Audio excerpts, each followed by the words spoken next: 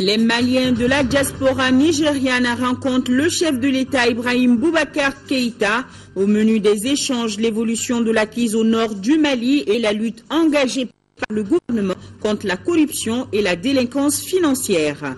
Le gouvernement reste sur sa lancée en matière d'assainissement de la ville de Bamako. Pour renforcer le dispositif de nettoyage, les services d'assainissement viennent de recevoir 6 bennes tasseuses, un don de la République de Chine. Dans ce journal, a retrouvé un dossier spécial sur les soldats du feu. C'est demain samedi 1er mars que le monde célèbre la journée de la protection civile. Une journée placée au Mali sous le thème la protection civile et la culture de la prévention pour une société plus sûre. Voilà pour le sommaire. Bonsoir à tous. Merci de nous rejoindre sur l'ERTM. Le président de la République, Ibrahim Boubacar Keïta, vous le savez, était au Nigeria. Il est arrivé hier soir d'Abuja où il prenait part aux festivités du centenaire de l'unification du Nigeria. Le Nigeria, cet État africain qui est aujourd'hui la première puissance économique subsaharienne avec un taux de croissance annuel de plus de 7%.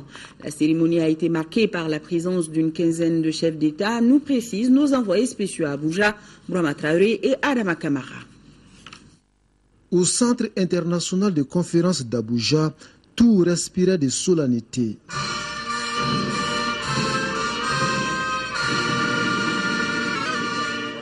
Autour du président Goodluck Jonathan, une quinzaine de chefs d'État, dont le président de la République Ibrahim Boubacar Keïta, un parterre de personnalités réunies pour célébrer le centenaire de l'unification du nord et du sud du Nigeria, deux parties du pays qui forment depuis le 1er janvier 1914 une seule entité politique. Le président français François Hollande est l'hôte d'honneur de l'événement historique. L'histoire, c'est aussi de savoir que l'interdiction des partis ethniques, les politiques de réconciliation sont les meilleures réponses chaque fois qu'il y a danger de séparatisme. Et vous en avez fait la démonstration. Un siècle après son unification, le Nigeria s'impose aujourd'hui comme la première économie d'Afrique subsaharienne. Selon la présidence nigériane, le taux de croissance annuel du pays dépasse les 7%, ce qui fera dire au président de la République Ibrahim Boubacar Keïta que la machine économique du continent est en marche.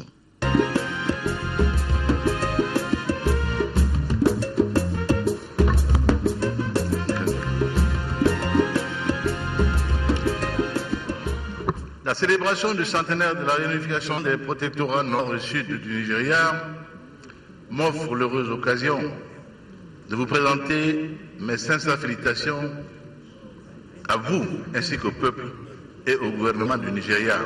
Les grandes avancées enregistrées par le Nigeria au niveau des différents secteurs de son économie permettent de noter que l'espoir est permis en Afrique en ce 21e siècle pour faire face aux principaux défis en matière de développement et de lutte contre la pauvreté. Dans son adresse, le président Goodluck Jonathan a mis l'accent sur le renforcement de l'unité nationale. 100 ans après l'unification des protectorats du Nord et du Sud, le vivre ensemble reste un défi au Nigeria. Occasion donc pour le chef de l'État nigérian d'inviter ses compatriotes au dépassement de soi et à placer au-dessus de tout la stabilité et le développement du pays. Le centenaire du Nigeria a été marqué par une conférence sur la paix, la sécurité et le développement en Afrique. Une conférence au cours de laquelle la France s'est engagée à former 20 000 soldats africains par an. L'annonce a été faite par le président français François Hollande. L'objectif visé est d'aider les Africains à mieux assurer leur propre sécurité.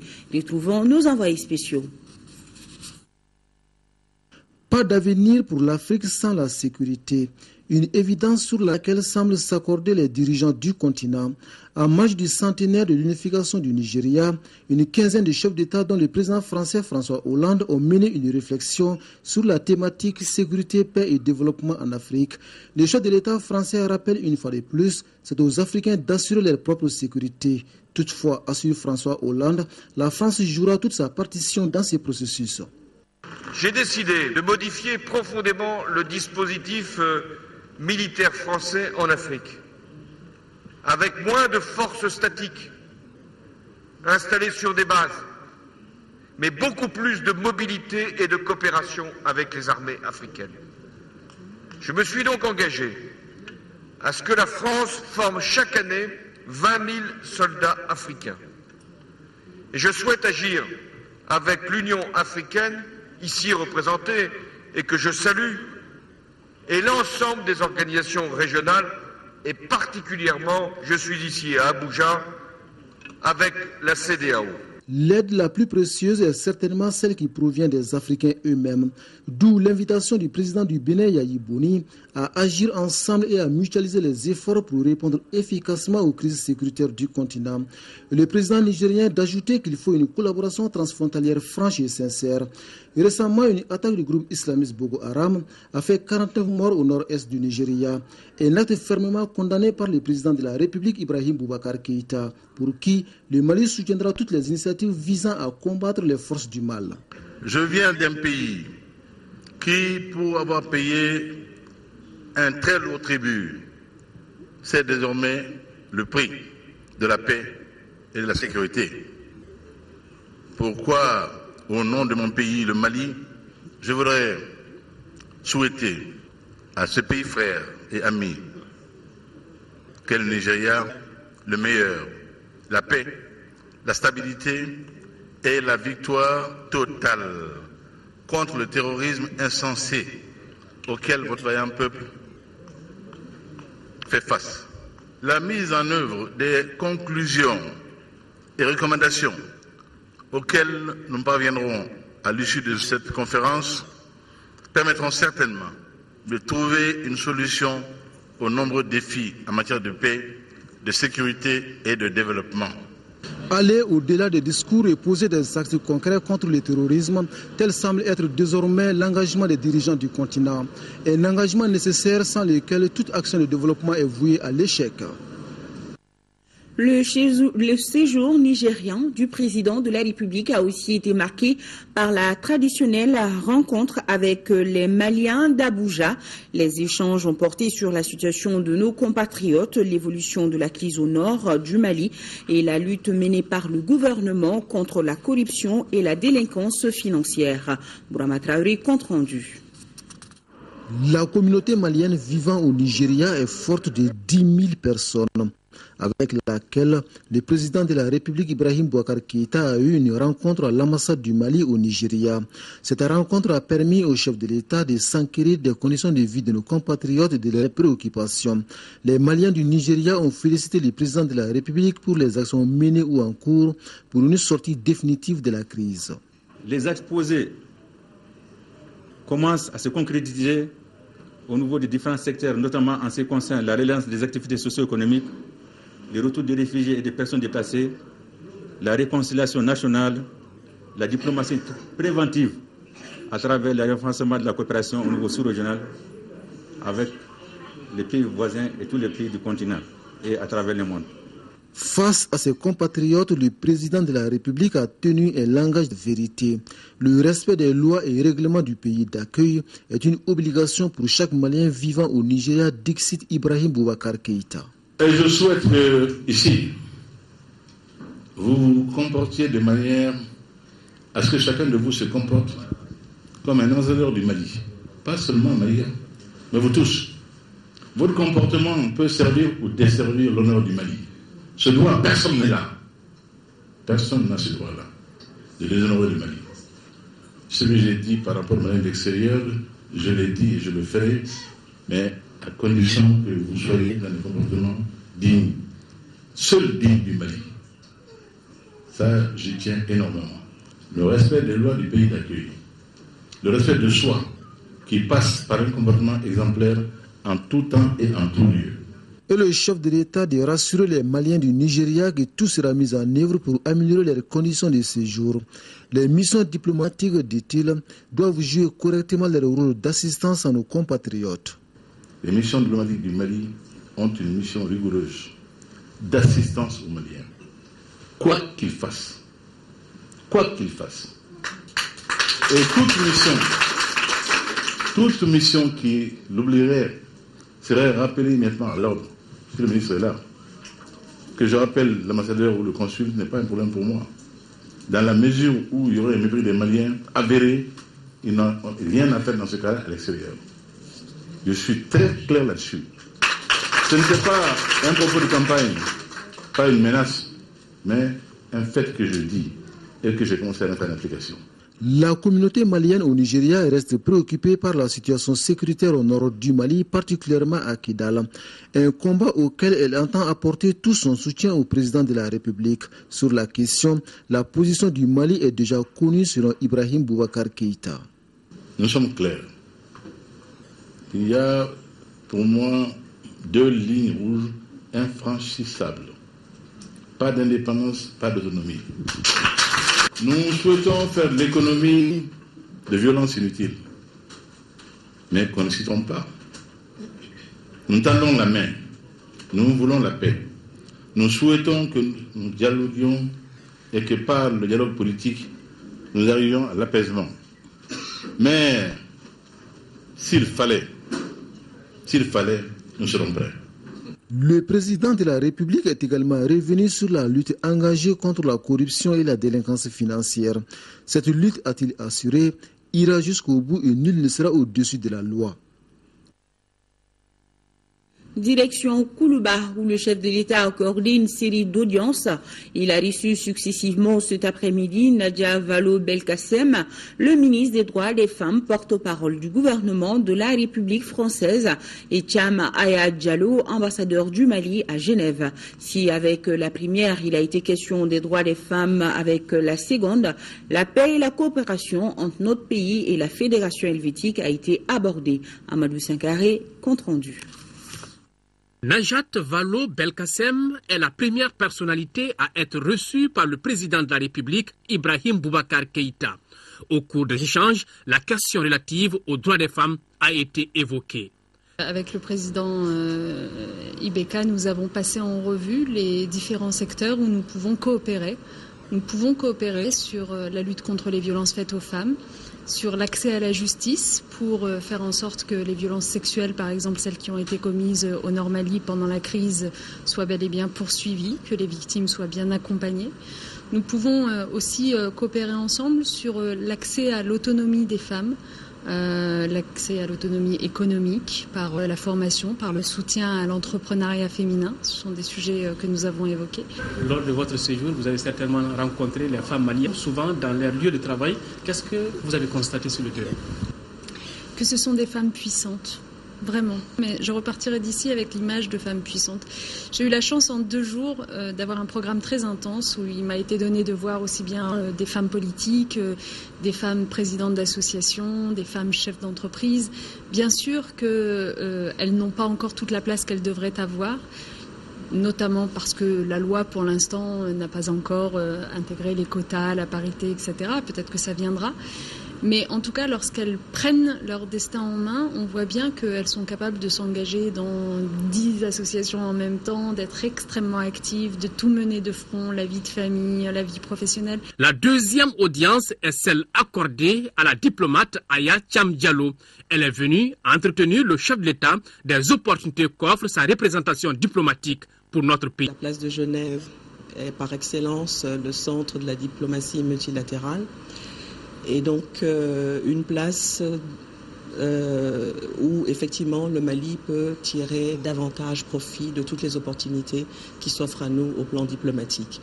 Et donc il s'agit bien évidemment, dans la dynamique dans laquelle nous sommes aujourd'hui, de faire en sorte que les ambitions des plus hautes autorités de l'État puissent être effectivement traduites en actes concrets et faire en sorte que le grand dessein qui nourrit pour le pays puisse se réaliser. Enfin, les 2 personnalités ont félicité le président de la République pour son élection à la tête du pays.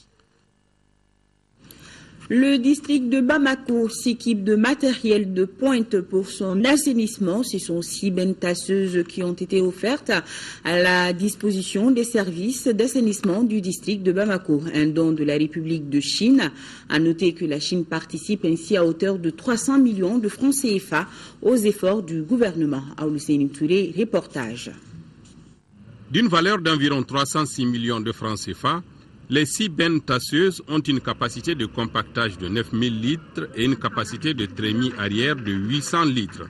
Un réservoir d'eau usée de 300 litres avec un temps de chargement compris entre 30 et 50 secondes et de décharge de 30 secondes. C'est dire que le maire du district a toutes les raisons d'être fier de ses acquisitions. Nous sommes très satisfaits, très contents, bien que ce matériel constitue un appoint, puisqu'on n'a pas douté, les 6 communes de Bamako aujourd'hui connaissent une démographie assez galopante. Ça veut dire que le tonnage de déchets à Bamako augmente tous les jours. Nous demandons encore la bienveillance et toute l'attention de l'État vis-à-vis de la ville de Bamako en matière d'assainissement. Seulement, nous souhaiterons qu'une attention particulière soit aussi portée à la question des décharges. La Chine vole ainsi au secours du district de Bamako, capitale de ce pays ami qu'est le Mali. Ces bennes tasseuses arrivent, on peut dire, un point nommé. Je suis heureux que la Chine puisse y apporter sa part de contribution en appuyant les efforts du gouvernement malien pour l'amélioration des conditions de vie du peuple. Nous habitons tous à Bamako. Je peux même dire que moi aussi, je suis aussi un Bamakois. Priorité parmi les priorités du gouvernement, l'assainissement du district va connaître un léger mieux en attendant les importants programmes initiés. Le ministère de l'Environnement et de l'Assainissement concrétise au quotidien sa ferme volonté de mettre en œuvre ses priorités, à travers notamment l'achèvement des travaux d'aménagement de la décharge contrôlée compacte de Numumbougou pour les villes de Bamako et de Koulikoro, la prise en compte des activités d'assainissement dans les programmes de reconstruction et de relance économique, l'actualisation du schéma directeur de drainage des eaux pluviales et d'assainissement des eaux usées dans le district de Bamako, le programme d'urgence d'assainissement actuellement en cours et qui permettra l'évacuation d'environ 300 000 m3 d'ordures ménagères de 9 dépôts de transit dans les différentes communes du district.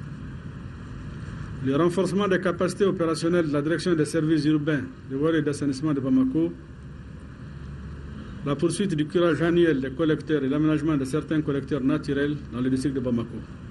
La Chine s'engage également à fournir des équipements de bureaux pour le district et les régions du Nord. Place de la République, une délégation du réseau des communicateurs traditionnels pour le développement, Récotrad, conduite par Cheikh Oumar Tidiane Soumano, a été reçue en audience par le président de l'Assemblée nationale. C'était aujourd'hui. La délégation est venue féliciter Isiaka Sidibé pour son élection à la présidence de l'Assemblée nationale.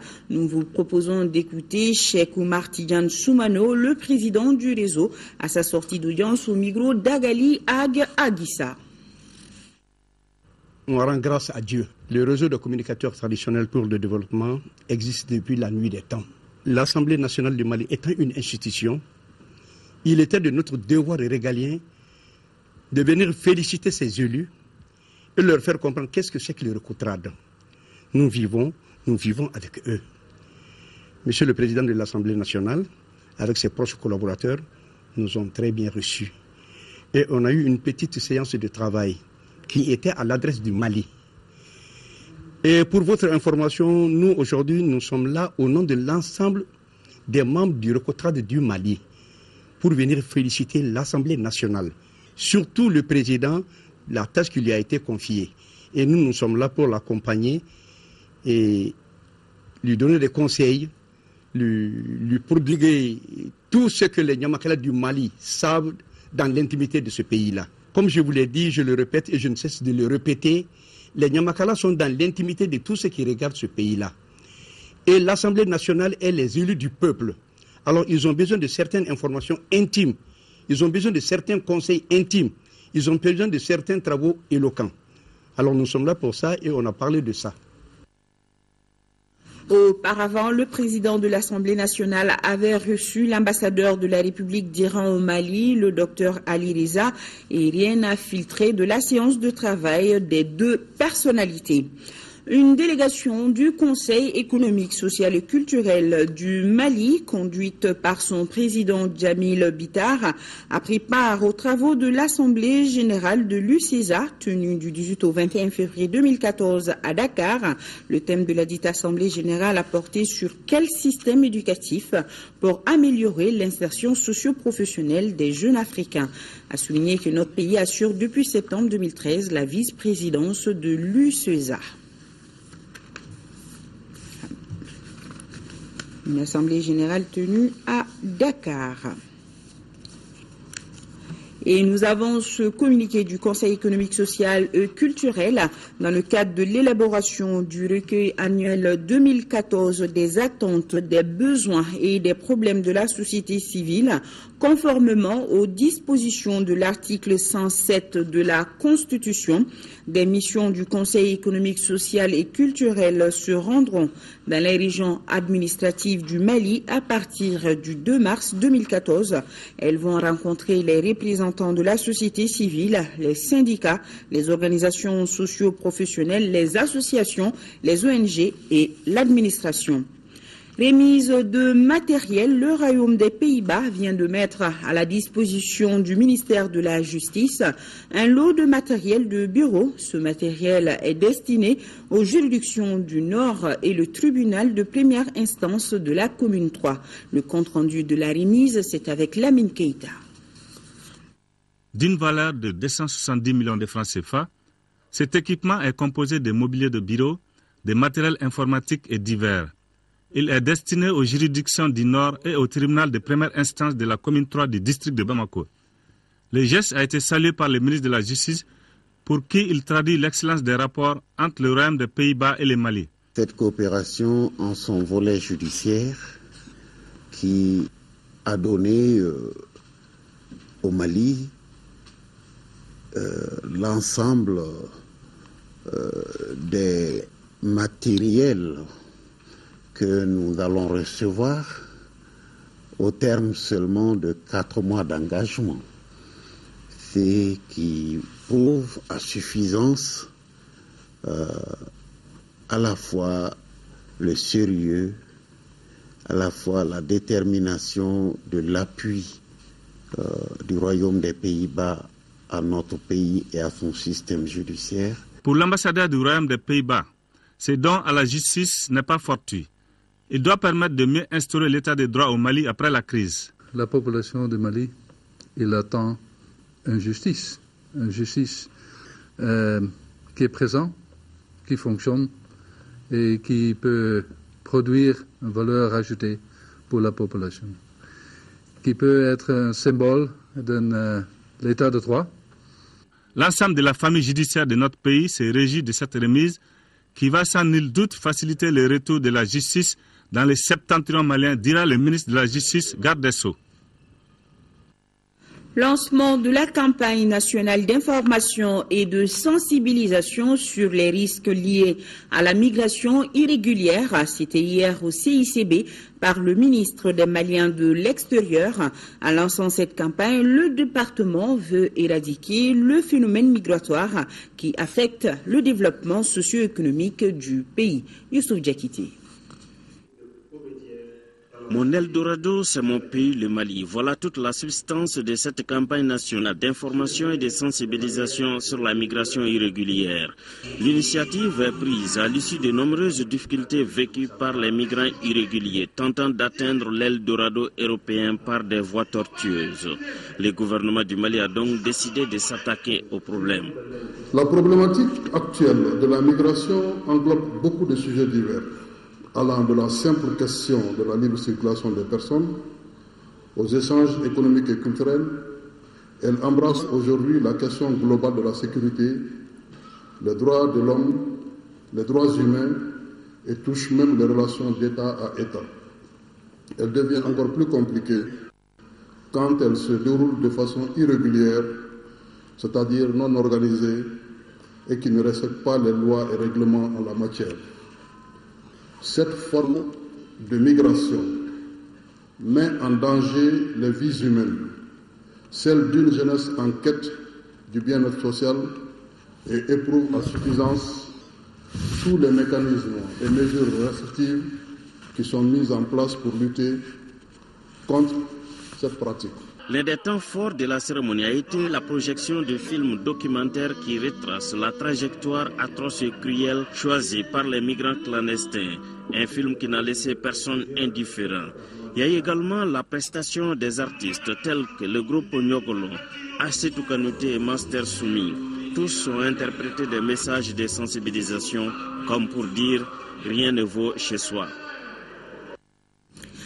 Demain, 1er mars, le Mali, à l'instar de la communauté internationale, célèbre la journée mondiale de la protection civile. Le thème choisi cette année est la protection civile et la culture de la prévention pour une société plus sûre. En prélude à cette journée, je vous propose d'écouter le général Sada Sambake qui invite les Maliens à s'investir davantage pour une société plus sûre. Il est au micro de Mohamed Ould Mamouni. Aujourd'hui, les catastrophes naturelles et celles dues à l'homme sont en augmentation tant au niveau de la fréquence qu'à celui de la capacité destructrice. Aussi, la stimulation des réflexes de prévention des catastrophes chez les populations revêt-elle une importance capitale car le risque zéro n'existe pas. Mes chers compatriotes, convaincus que l'atténuation de la pauvreté, le développement et la réduction des risques de catastrophes sont des sujets étroitement interdépendants, nous devons créer une culture de protection civile basée sur la prévention des risques plutôt que la réponse aux catastrophes. À cet effet, je lance un vibrant appel aux pouvoirs publics, aux services techniques de l'État, aux enseignants, aux ordres professionnels et associations, aux collectivités décentralisées, aux organisations de la société civile et aux partenaires techniques et financiers à s'investir davantage en vue de l'érection d'une société plus sûre et de communautés plus résilientes aux catastrophes dans notre pays. L'atteinte des objectifs mondiaux du millénaire pour le développement est un défi énorme à relever, mais il n'est pas hors de notre portée. Ensemble, nous y parviendrons. Et toujours en parlant de la célébration de la Journée internationale de la protection civile, à noter que cette journée intervient dans un contexte marqué par les réformes majeures au sein de la protection civile ici au Mali. Il s'agit par exemple de l'adoption des projets de textes législatifs et réglementaires pour une meilleure gestion des risques de catastrophe. Mohamed Diarra s'est penché sur la question, son reportage. La protection civile qui affiche aujourd'hui un nouveau visage a connu plusieurs mutations de sa création à nos jours. D'abord, c'est en 1952 que furent incorporés les premiers sapeurs-pompiers de la municipalité de Bamako. En 1960, après l'éclatement de la Fédération du Mali, 14 sapeurs-pompiers professionnels de Dakar ont intégré le service de lutte contre l'incendie et de secours de la ville de Bamako avec des moyens très limités, donc incapables de mener leur mission d'assistance et de secours à hauteur de souhait. Il a fallu attendre 1991 pour que la conférence nationale recommande la création de la Direction générale de la protection civile. Aujourd'hui, la protection civile a un effectif de 1172 hommes. Ces dernières années, les soldats du feu sont intervenus dans plusieurs domaines, que ce soit les inondations, les incendies, les accidents de la circulation, pour lesquels ils interviennent le plus. À titre d'exemple, en 2013, il a été enregistré plus de 12 000 interventions de la protection civile avec 8 700 cas d'accidents pour près de 10 000 en 2012. Ce n'est pas tout. Du 1er janvier au 30 septembre, ça s'élève à 7 565 sorties. Pendant ces sorties-là, on a pu enregistrer 13 393 victimes, dont 233 morts et 13 160 blessés. La protection civile n'est pas restée en marge des actions de solidarité pendant la crise de 2012. Elle était présente au moment des actions d'assistance et d'aide aux populations des régions occupées. Mieux, elle est sollicitée aussi dans le rapatriement de nos compatriotes réfugiés ou refoulés. Aujourd'hui, la réforme des forces de défense et de sécurité est en cours et la protection civile ne demeure pas en reste. Le ministre Sada Sambake a rencontré, c'était le 31 octobre dernier, le staff de la protection civile. La ponctualité, c'est la première qualité d'un homme. Il faut être ponctuel, à l'heure. Vous ne pouvez pas demander à les gens, à vos subordonnés, d'être à l'heure ou bien d'être disciplinés si vous-même vous n'êtes pas ponctuel. Quand on n'est pas juste envers les hommes, ça amène des sentiments de frustration, un sentiment de révolte et le service ne peut pas marcher. Les préoccupations du ministre seront vraiment scrupuleusement observées, ça c'est clair. Cette disposition, c'est de maintenir la discipline au sein de notre corporation, c'est de mieux travailler davantage.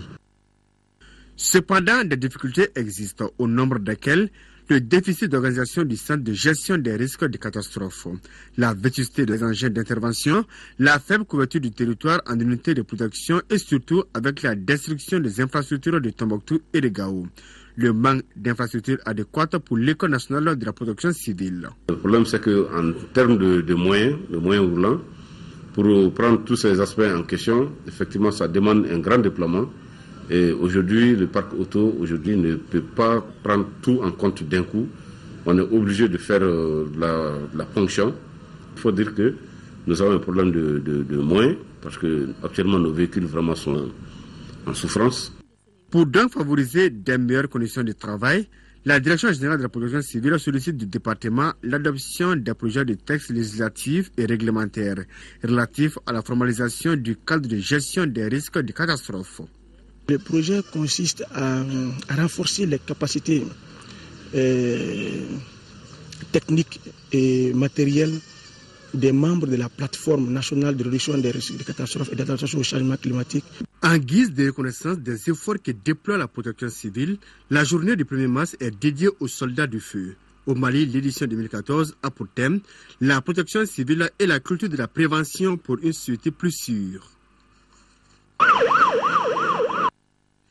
Tenue de la deuxième session du conseil d'administration du Centre national de cinématographie du Mali, CNCM, la rétrospective de l'année écoulée, l'examen et l'évaluation de la qualité du travail accompli par le centre au centre des travaux. Nando Dambélé, reportage.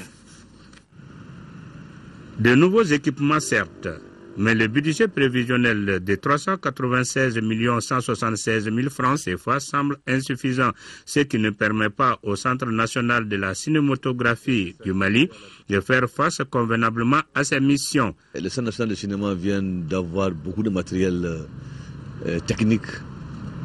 Sur le plan esthétique, aujourd'hui, nous sommes prêts à faire un travail esthétiquement viable, de qualité. Malheureusement, c'est le budget qui est très faible. Comme le secteur minier, le secteur des transports, le secteur de la pêche et de l'élevage, le cinéma mérite d'être soutenu. La vision du Centre national de cinématographie du Mali est et demeure la professionnalisation des métiers du cinéma à travers la formation des jeunes créateurs et le renforcement des capacités pour la mise en œuvre d'une économie de production cinématographique et audiovisuelle, ce qui nécessite un soutien constant. Je suis convaincu que les cinémas, au-delà de la problématique financière qui prévaut par ailleurs, a besoin d'être soutenu dans sa vocation de promotion socio-économique et culturelle par l'existence d'un cadre de référence à même de contribuer à renforcer les capacités des structures et du personnel artistique et technique, à améliorer la facture des œuvres produites, à développer le professionnalisme et les talents des créateurs. Malgré les nombreuses difficultés, le centre a signé des contrats de formation avec 3 jeunes créateurs chargés des unités de post-production et vient de réaliser un long métrage de fiction intitulé Rap à Bamako de Cheikmar Sissoko. Il a aussi réalisé et diffusé des micro-programmes sur les thèmes de la paix, de l'unité nationale et du vivre ensemble. 6e session de la structure mixte de concertation locale du projet d'appui à l'élevage de zébus morts dans le cercle de Nara. Le budget prévisionnel est estimé à plus d'1 milliard de francs CFA. Les détails avec Mamourou Sidibé. Cette 6e session de la structure mixte de concertation locale du projet d'appui à l'élevage des zébus morts dans le cercle de Nara se tient au moment où les partenaires décident de reprendre leur coopération. Pour preuve, de 840 millions de francs CFA comme budget en 2013, Le projet prévoit 1,333 milliard de francs CFA en 2014. Ce budget actualisé permettra au projet de poursuivre non seulement ses actions dans la lutte contre l'insécurité alimentaire et la pauvreté, mais aussi de réaliser des infrastructures comme les périmètres pastoraux, les marchés à bétail, les aires d'abattage, les boucheries et le siège de la délégation locale de la Chambre d'agriculture de Nara. Une manière de confirmer Nara comme zone d'élevage par excellence. L'élevage y est pratiqué par plus de 80% de la population. Le cheptel est important et varié. Il comprend plus de 300 000 bovins, 500 000 ovins caprins, 20 000 asins, 5 000 équins et plus de 900 camélins. Le cercle de Nara est aussi et surtout le berceau du zébu mort. Cette race bovine est réputée pour ses qualités laitières et bouchières. À cela ne tienne, le projet doit faire face à certaines difficultés. Il s'agit de la délocalisation d'une partie de l'équipe suite aux menaces terroristes, de l'insécurité résiduelle persistante dans le cercle de Nara. 14e session du conseil d'administration de l'Institut national de formation en équipement et en transport. À l'ordre du jour, le rapport d'activité 2013 et l'adoption du budget prévisionnel 2014 qui est estimé à plus de 55 millions de francs CFA. Aldumatina, compte rendu. Au cours de cette 14e session ordinaire du conseil de gestion de l'Institut national de formation en équipement et en transport, les participants vont évaluer les actions menées par l'INFET et examiner le programme d'activité 2014 avant de l'adopter. Dans ce programme, un accent sera mis sur la relecture des textes organiques, ce qui permettra à l'Institut de réaliser des formations qualifiantes et diplômantes en vue de la professionnalisation des acteurs du secteur. C'est un institut qui fonctionne sur un budget d'État. Notre rôle, c'est effectivement de former les acteurs du secteur public et privé dans le domaine des transports publics.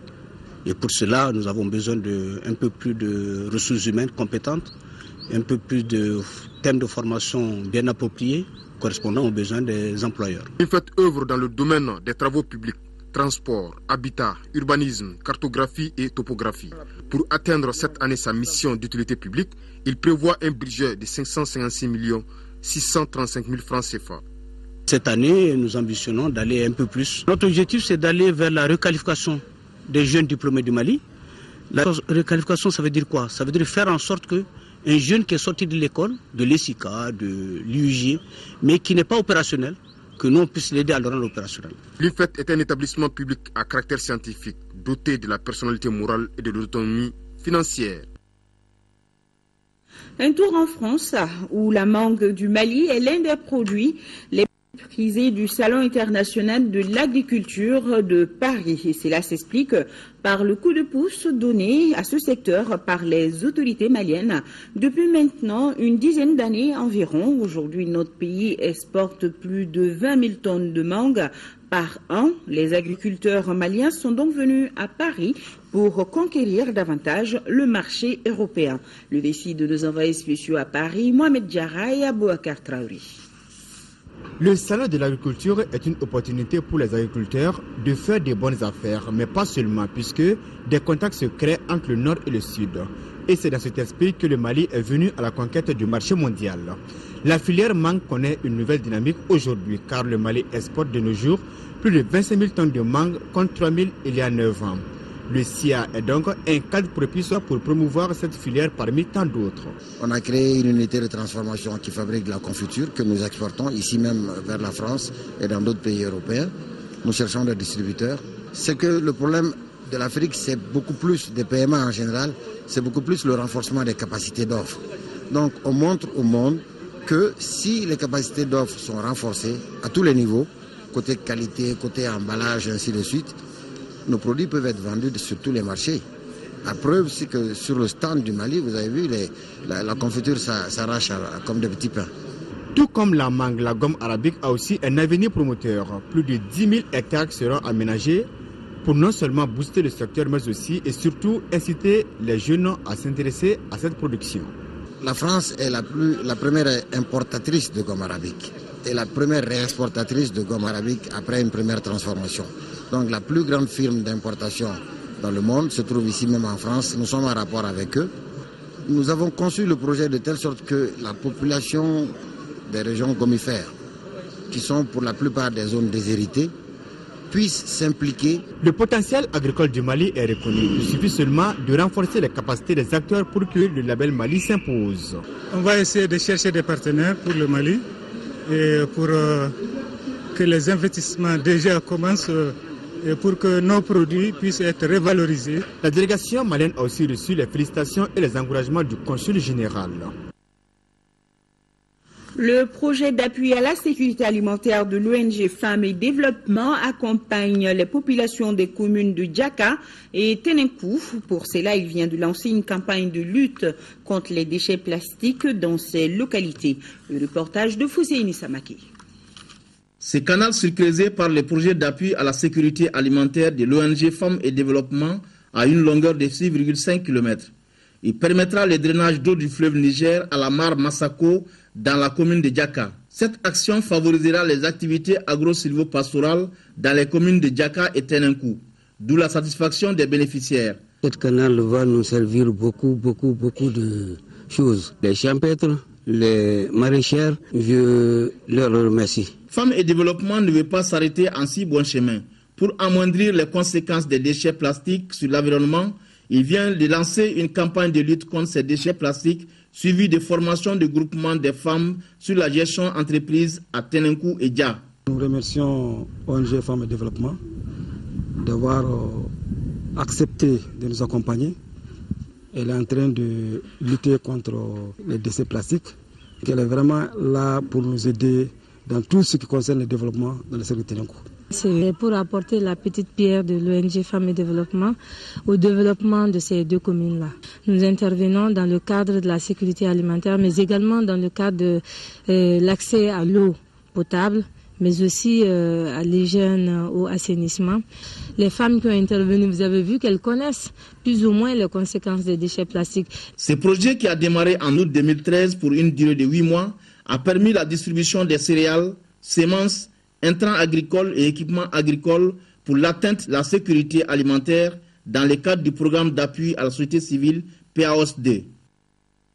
Et d'un lancement à un autre, celui-ci s'est effectué dans la 5e région. Il est à l'actif de l'ONG Action de promotion humaine. Il concerne le projet trinal de consolidation de la sécurité alimentaire au pays d'Ogon, celle de Badjangara, pour un coût de plus de 483 millions de francs CFA. Jules Sambou Sissoko, correspondance.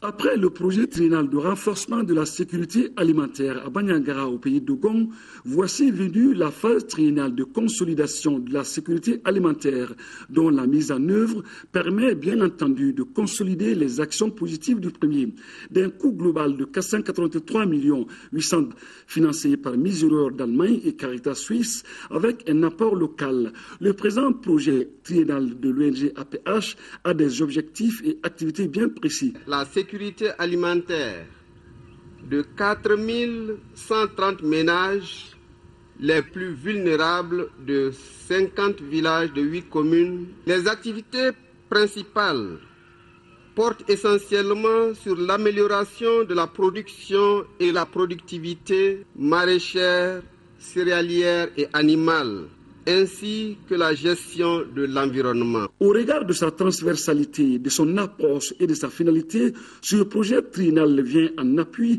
des efforts des autorités en charge du Mali. Notre pays, avec le soutien de ses partenaires, s'est fixé comme objectif de vaincre la faim et garantir la sécurité alimentaire sur le territoire national et prioritairement dans les communes structurellement déficitaires en produits agricoles et agroalimentaire. Une présentation du projet dans ses moindres détails a mis fin à cette cérémonie à Banyangara, au pays d'Ogon, où la nature, par endroits, est très hostile. Et cette nouvelle pour ouvrir la page sport dans le cadre des éliminatoires de la Coupe d'Afrique des Nations féminines. La Côte d'Ivoire a battu le Mali 1-0. C'était cet après-midi au stade Modibo Keïta On se rappelle, à l'aller jouer à Abidjan, les Aigles footballeuses se sont inclinées 0-4. À présent, du basketball, fin hier au Palais des Sports de Bamako, du tournoi de la paix, de l'amitié et de la solidarité. Victoire de la Côte d'Ivoire sur le Mali par le score de 64-37. Assa Soumari nous en parle.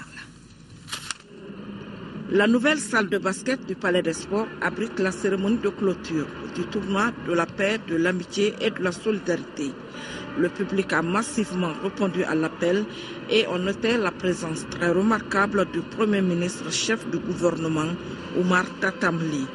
Le Mali et la Côte d'Ivoire en vert se retrouvent en finale. Les Ivoiriennes semblent avoir poussé des ailes devant les Maliennes qui peinent à retrouver leur marque. Les éléphants dames connaissent la réussite dans tous les compartiments et au terme d'un match presque parfait, elles l'emportent 64-37, soit 27 points d'écart. Le Premier ministre apprécie la tenue de ce tournoi. Ils ont fait preuve de bravoure et se sont tenus à nos côtés pour défendre des valeurs qui sont celles qui se sont concrétisées sur les terrains de sport pendant toutes ces journées, qui sont des valeurs de réalisation de soi, d'épanouissement. Et cette jeunesse africaine, cette belle jeunesse nous a offert un spectacle qui est tout à fait à la hauteur des valeurs qui permettront de porter l'émergence du continent. Une fois que dans la paix civile et dans la concorde, ce que nous appelons de tous nos voeux au Mali et sur tous les théâtres de conflit. Cette manifestation en est un exemple et que le ministre de la Jeunesse et des Sports en soit félicité. Au chapitre des distinctions, des diplômes de participation ont été décernés à tous les pays présents à ce tournoi et aux sponsors. En tennis de table, l'équipe Fair Play est le Mali, première la Chine, deuxième Algérie et troisième le Togo. La Guinée-Conakry se console avec le titre du Fair Play en athlétisme et le trio gagnant est le Mali, le Bénin et l'Algérie. En football, le gros lot est revenu au Mali qui se classe premier, suivi du Burkina Faso et du Sénégal. L'équipe du Burkina reçoit le trophée de Fair Play. Enfin, en basket, la Côte d'Ivoire est médaille d'or. La deuxième place est pour le Mali avec la médaille d'argent et la médaille de bronze et le fair play sont revenus à la courageuse équipe du Burkina Faso. Sport toujours du football avec la 16e de finale de la Ligue des Champions match aller. Le stade malien de Bamako reçoit demain au stade Modibo Keïta à partir de 17h Al Hilal du Soudan. Les Blancs, paraît-il, se sont bien préparés, nous dit Abdul Karim Kaba. Face aux Soudanais d'Al Hilal, en manque de préparation au dire de son entraîneur tunisien Nasreddin Nabi, les Blancs de Bamako comptent faire le plein à domicile avant le retour au Soudan. Pour cela, Pascal Janet et ses poulains se sont préparés en conséquence. Ce match aller à la maison peut être un atout comme un handicap. Domicile, c'est toujours un atout. Maintenant, quand c'est une confrontation sur 2 matchs, comme c'est le cas pour la Coupe CAF, on peut considérer que c'est un petit désavantage parce que l'adversaire, sait ce qu'il a à faire sur le deuxième match et voilà, peut mettre la pression. Il y a le public aussi. Bon, voilà, on considère que c'est un petit désavantage que de jouer le premier match à domicile. Mais l'an dernier, on s'est aperçu qu'en allant jouer à Garoua, le premier match, on avait pris 3-0 et l'affaire était pliée dès le premier match. Donc à nous de retenir les leçons et puis peut-être de tirer profit justement de cette expérience. Il faut se donner l'avantage avant le retour. C'est pourquoi le stade malien de Bamako abordera cette rencontre avec sérénité. L'objectif ici, c'est la victoire. On va essayer de prendre le match en main, de mettre la pression sur l'adversaire, sans faire n'importe quoi non plus. Pour assurer les restes en Ligue des Champions, le chemin passe par ce match contre les Soudanais. Stade malien de Bamako, Al Hilal du Soudan, c'est ce samedi au stade Modibo Keïta à partir de 17h. Football encore, au compte des 16e de finale de la Coupe de la Confédération. Le Djoliba AC est en RD Congo pour affronter Don Bosco à Lubumbashi, une sortie considérée comme un test pour le nouvel entraîneur des Rouges de Bamako. Le point avec Al-Jumatina. Contrairement aux années précédentes, c'est en Coupe de la Confédération que le Djoliba Athletic Club commence cette fois-ci sa campagne continentale. Malgré cet état de fait, pas question de prendre à la légère cette compétition qui fait partie des priorités du club. Nous, ça reste toujours un challenge sur le plan international. Le match, la Coupe CAF, c'est une coupe qui est quand même qui a de la valeur. Il y a beaucoup d'équipes connues qui y prennent part. Pour nous, c'est un challenge pour le pays. Nous représentons le pays et nous représentons tout un ensemble de public. Toute la famille du Djoliba est derrière nous. Et nous allons faire tout pour être à la hauteur de cette compétition. Exemptés du tour préliminaire, les Rouges de Bamako sont habitués aux joutes africaines. Et c'est donc avec confiance et sérénité qu'ils affronteront ce samedi Don Bosco à Lubumbashi en RD Congo. Déjà, cette première manche est une occasion pour le nouvel entraîneur de Hermakono de réaliser un grand coup avant le retour. La première mi-temps, elle sera très rude parce que nous n'avons pas beaucoup d'informations sur l'équipe. Nous, on va essayer de les contrer un peu et essayer de les gêner pour qu'ils n'évoluent pas, pour qu'ils ne développent pas leur jeu. Être mobilisés derrière leur équipe. Nous avons des nouveaux encadrements ambitieux qui nous font satisfaction jusqu'à présent. Il y a les nouveaux dirigeants qui sont venus, donc nous supporters. C'est à nous maintenant de supporter l'équipe du début jusqu'à la fin, parce que le Djoliba va jouer là-bas. Nous avons des cœurs avec eux. Don Bosco, Djoliba Athletic Club, c'est ce samedi à Lubumbashi en RD Congo. La rencontre sera dirigée par des arbitres du Congo, Brazzaville. Bonne chance aux Blancs et aux Rouges de Bamako. Demain aussi, à noter l'affrontement femmes de l'ERTM et celle de la BOA. C'est au stade Mamadou Konaté à partir de 15h. Un match amical qui s'inscrit dans le cadre du 8 mars, la journée internationale de la femme. Bonne chance aux deux équipes et bien sûr, une victoire de l'ERTM est assurée. Le score 2-0. Merci de votre fidélité. Demain 13h à Maramali Diallo et la grande édition c'est à 20h. Merci à nos téléspectateurs de la Côte d'Ivoire. Bonsoir à tous.